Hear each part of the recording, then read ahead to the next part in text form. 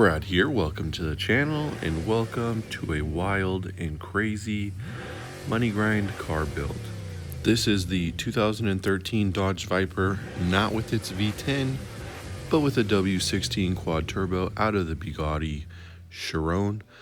This thing is honestly a pretty good motor swap.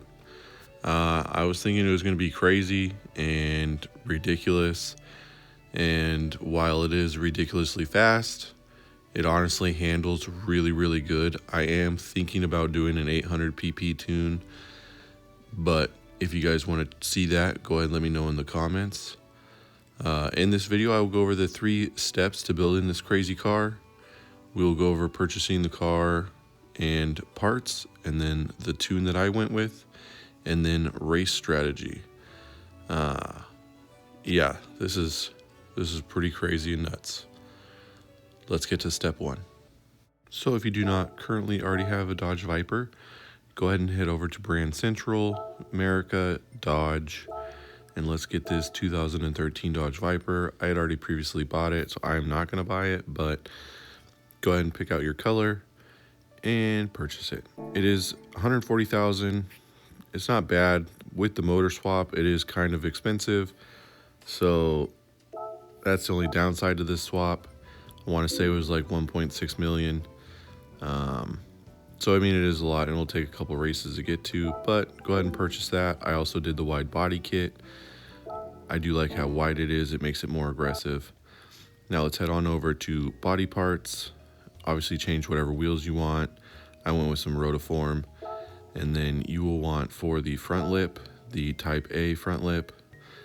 I just like the way it looks. And then you will also want the Type A side skirt, and then the Type A rear diffuser. And then I went with the custom wing, and I went with low just because I like the way that the wing looks. So that's what I did for body parts. Now let's head on over to the performance parts. This is pretty easy and simple, but let's do it. Weight reduction, stage 1. And then you will also want the power restrictor. You also want ballast. And then we will head on over and purchase the fully customized computer. We will also get a fully customized LSD and the body rigidity. We will then head over and get the racing hard tires, fully customized transmission, racing clutch and flywheel, fully customized suspension, brake balance control, and the racing brake pads. And then also get the ceramic brakes. Let's head on over to step 2, the tune. So this tune was pretty fun to try and figure out. Having so much horsepower and stuff, it was quite the maneuvering around of parts and aero. Go ahead and get a screenshot of all of these numbers. You will want the power restrictor at 70. Ballast I left because it was 50-50, but added 100. ECU all the way down at 70, and then downforce on the rear 360 maxed out, front only 186. I also did put racing transmission, but getting it to perfect, you actually don't need the racing transmission. Just leave it on regular, and then brake balance control regular. And that's pretty much it. It's honestly a pretty easy tune. The suspension was pretty much the way I had it on the previous video, but let's get to step 3, the race strategy. So let's head on over to the 24-hour Le Mans. But first of all, let's make sure that we are on the easiest race difficulty, just because we were doing a money grind. No need to have it hard. But let's head on over. We'll do the World Touring Car 700. This is where I buy my tires. I had already bought the intermediates, but go ahead and buy wets just in case. It does have a lot of horsepower, so if it is raining pretty bad, you are going to want more grip. But this one is fairly easy. Just run it at fuel map 1, and you will have to pit every lap. But I'm telling you, this car is so fast that even with having to pit on every lap, it will still be very easy to win this race. It's kind of like the WRX road car that I did that had the Porsche Flat 6 in it. I did have to pit every lap on that one as well. But again, this one is still fairly easy having to do that. This car will hit 200 miles an hour on this straightaway before you have to enter the braking zone. This car flies. I was honestly, like I said, pretty impressed with this car. I am going to try, I think, and do a 800 pp tune for the World Touring Car 800 and see how well it does, just because of how fast this car is. But if you guys want to see that, go ahead and let me know in the comments, and I will definitely work on that. I am working on doing some cars for the World Touring Car 800.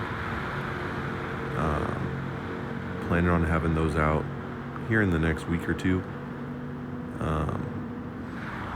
Just trying to work on a good tune in cars.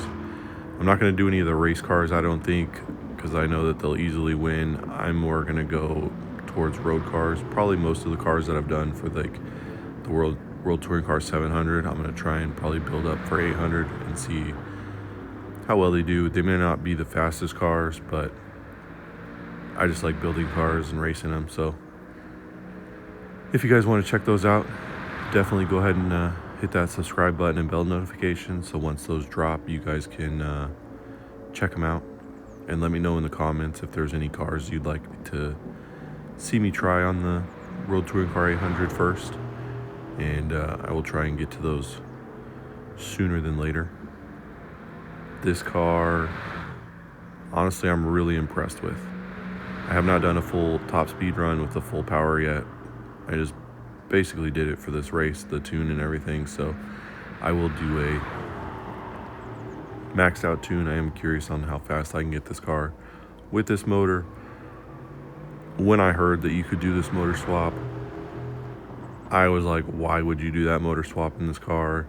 Didn't make sense to me. I still think it's crazy that they can fit that motor in this car, but it is honestly, sounds great. Car handles super good. It is perfectly balanced 50-50, and I have no complaints. This might be one of my new favorite cars to use. It is just that ridiculous and crazy. But you guys can let me know in the comments what you guys think. Yeah, I just don't even know what to say. Now, the good thing about having to pit every lap is if it does happen to rain, you're going into the pits anyways at the end of every lap. So if you need to switch out to intermediates or wet tires, then you're already going into the pit. But other than that, I actually got lucky. It did briefly rain, but it wasn't super heavy, so I didn't have to change tires. It only rained for like half a lap. I ran the whole race on the racing hards that I started with. I didn't have to change tires. I just had to come in for fuel. But as you can see, pitted every lap. It was a little over the 30-minute mark, but again, this was hilariously fun for me. Easy win, easy money. Like I said, crazy speed, 200 miles an hour. Hope you guys enjoyed this one. See you in the next one. Bye.